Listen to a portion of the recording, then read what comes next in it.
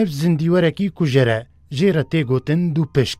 Ji ber dû vê wî goderziyeke wê ya tûj heye, bi her tiştekî vedide, ji herê tê werdide û janeke zêde pê digihîne.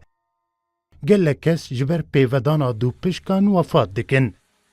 Araz, nişteciyekî bajarê Sine li Rojhilatê Kurdistanê ye. Çend salin di mala xwe de dû pişkan perwerde dike, çimgî sûdeke tenduristî ji wan dibîne.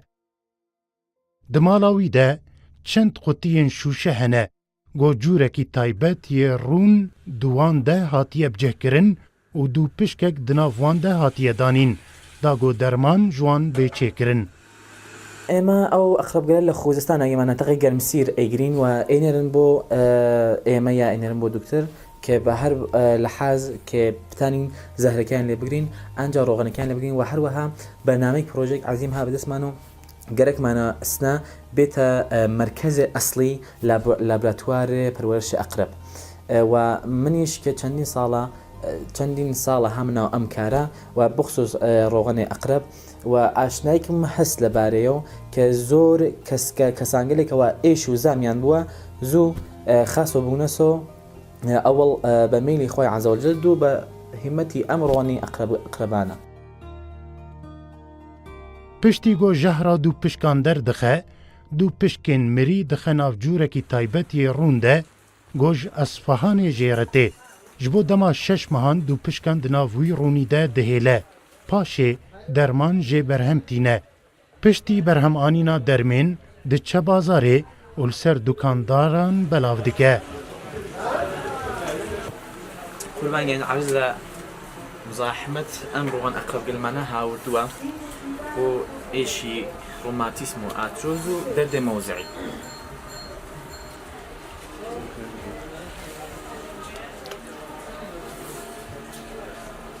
طرز استفادەکەی چەند قەترە بەو جێگە وا ئێشەکە ئەنجام ماساژی بێ و دەرسەت جەزبیژی هابان چونکە پایە ڕۆغنەکە ڕۆغن کۆنجدا.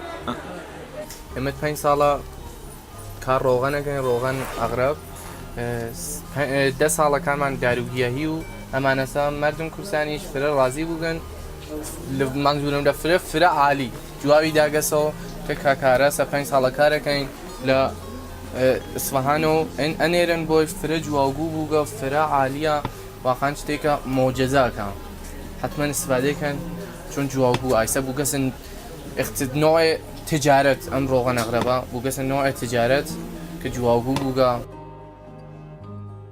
Araz daxwazê ji nêçîrvanên dû pişkan dike, da got dû pişkan ji wî re bişînin. Bigiştî dû pişk ji Çolistanên Xuzistan û Sîstanê yên Îranê jê re tên şandin. Dermanê jehra dû pişkan wek yek ji bihatirîn dermanên cîhanê tê hejmartin, ji bo nexweşiya romatîzm û penceşêrê tê bikaranîn. Bihayê her lîtrek wê digihê $150,000.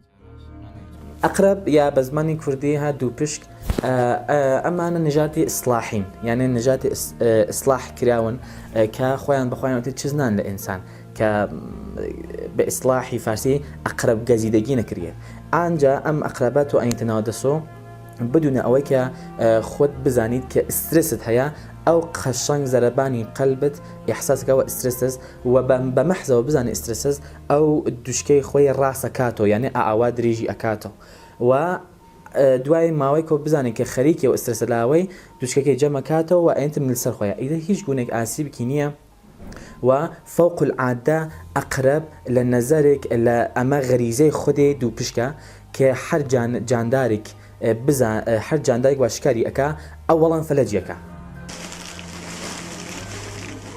Araz li bajarê Sine rojane mijûlî çêkirina dermanê jehra dû pişkan e. Ew salane nêzîkî 2000 dû pişkan ji bo çêkirina derman bikartîne. Paşê li bazarê difiroşe.